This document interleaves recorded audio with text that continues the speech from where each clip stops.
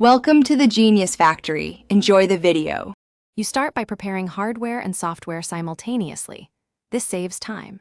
First, insert a flashed micro SD or connect a prepared USB image, then attach the power supply and USB-C host cable. Make sure your host PC has Nvidia SDK Manager installed with sudo rights and confirm the image checksum so you avoid corrupt installs.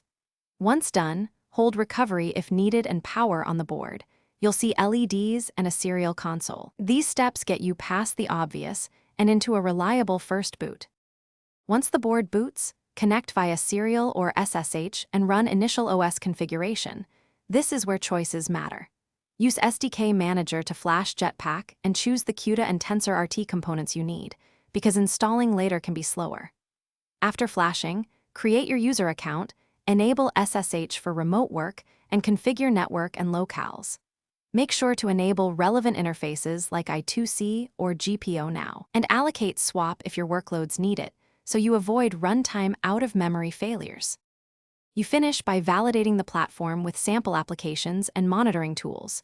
This confirms the GPU and AI libraries are functional. Run device query and a TensorRT sample, then observe temperatures and performance counters with Tegrastats, and set an appropriate power profile for your workload. If something fails, first inspect dmesk and syslog for kernel or driver errors, then verify power rails and USB connectivity.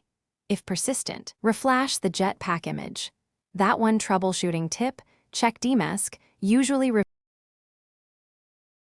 Thanks for watching. If you found this helpful, don't forget to like and subscribe.